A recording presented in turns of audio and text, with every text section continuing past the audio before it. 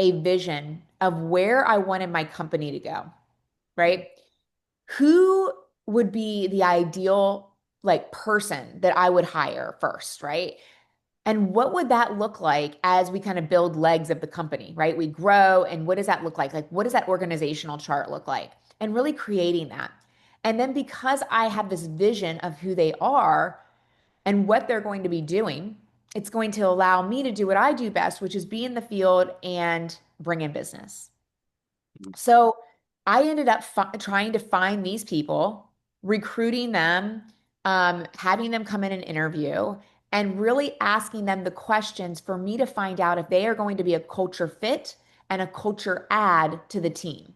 Because I can teach anybody real estate, right? But I can't teach you to have a positive attitude.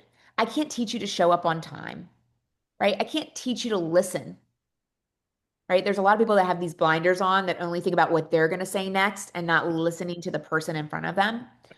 I can't teach you how to be present if you're stuck on your phone all the time, right? So there's so many things that I can't teach you, but there's things that I can. And so in my book, I outline these fail-proof techniques. And in fact, one of them I kind of stole from one of my interviews early on in corporate. I was interviewing for a pharmaceutical sales position.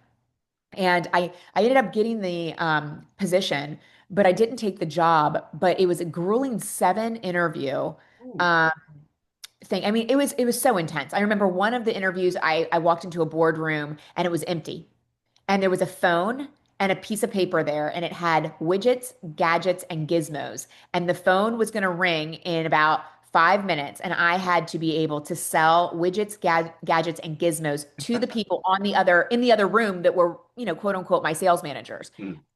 And you have to do it flawlessly, right? You have to close it. You got to do everything. Well, that was one of the interviews, and that's high intense and high pressure because they're in the other room and there's multiple people there Hmm. listening. But the final interview was this, and this is what changed my mind shift into my interview process.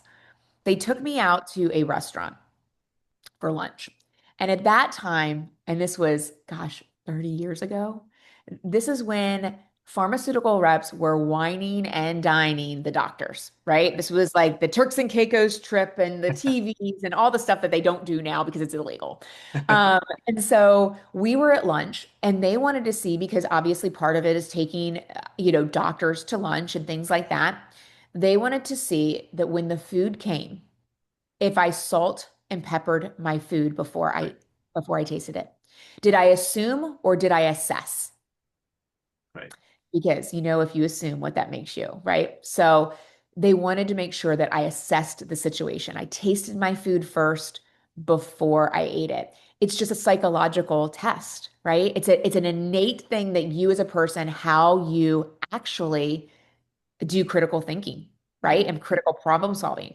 So that got me thinking, what can I do as a real estate agent to really kind of figure out if these people are, cut to be on my team?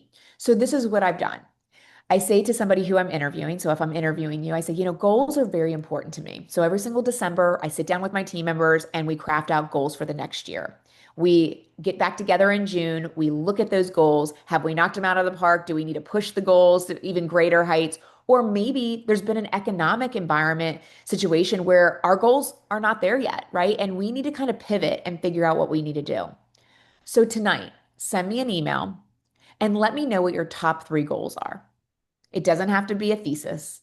Just send me an email and let me know what those goals are. Because if I don't know what those goals are, how can I help you get there? Now, did you notice that I said, send me an email tonight? If you send me an email 2 days later, you're off the list because I said tonight. Right. I can teach you everything, but I can't teach you to listen. And if you don't listen to me, you're not going to listen to my clients. And that has been a guiding test for me to be able to see if they go to the next round of interviews, which is to interview with the team because the team has to have a buy-in as well.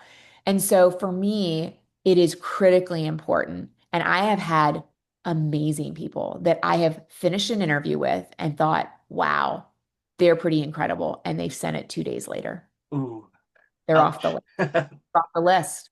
And Hmm. so it is a guiding thing because you need to be able, and I don't give them my email. because they deal with my director of ops the entire time through the interview process. Mm. So you find it and then you have to, send it tonight. And it's not even about the goals, it's about listening, right? Right.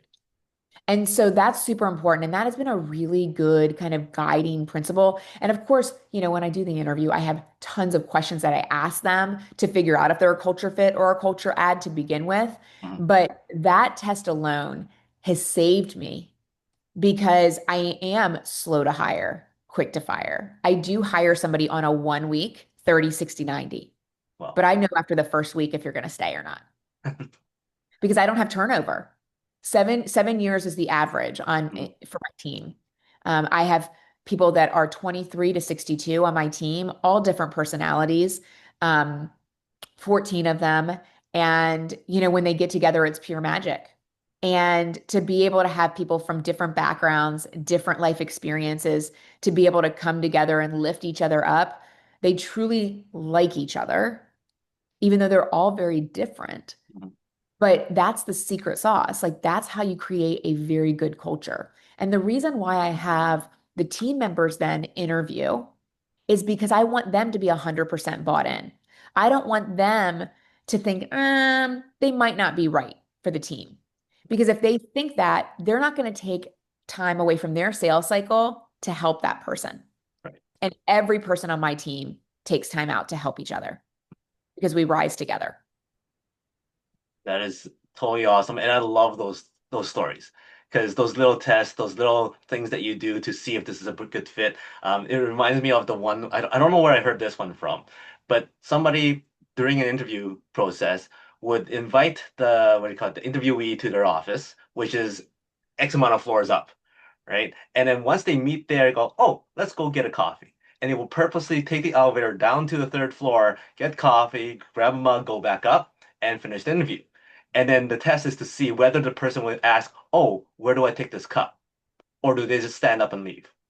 Ah, Right? And I thought that was pretty good too. So, I love it. I flew down to Miami earlier this week and I was at a speaking engagement and I told my story about how I do the test. And so I said to the audience, I said, I challenge you to come up with your own test. And uh, so one of the people in the audience sent me an email and she came up with the fact that when she's having people send in their resume and their disc profile, that she's also wants a 30-second video of why we should interview them, right? Like they're just quick 30-second interview yeah, pitch. And she says, well, first of all, the test is, are they going to do the video? Second thing is it 30 seconds? Like, you know what I mean? Or is it less? yeah, Right. Like, so that's the other thing. And so I was like, oh, that's great too. But it's like, you need to have something and it's about listening, yeah. right? Or it's about like courtesy, right? The mug is like, are you thoughtful? Are you thinking about stuff other than where you are right now? Mm, Like that's the mug. It's exactly. that's great. I love it. And the thing is, sometimes it's these little things that allows you to weed out so many individuals. Like for myself, I when I do my tenant searches and screening process and all that kind of stuff, I do a lot of stuff through text messages. I don't want people to call me. I don't want people to catch me off guard. I want everything on text so that I have everything recorded. Sure. And one of my very first questions before I even show a property is, "Hey, text me at this number with your email address." And that simply just that weeds out so many applicants because they don't text me or don't Right. email me back. I'm like, geez, read the thing. So, Yeah. Yeah. No, it's the truth. People following directions is really important when you're mm. hiring or vetting people. How is success like a roof rack? Ooh. Well, you got to climb up to get there. Exactly. And when you get there, the car's moving. So you got to keep your balance. You got to keep a level head to stay on the roof rack. Nicely done. So that's how success is like a roof rack.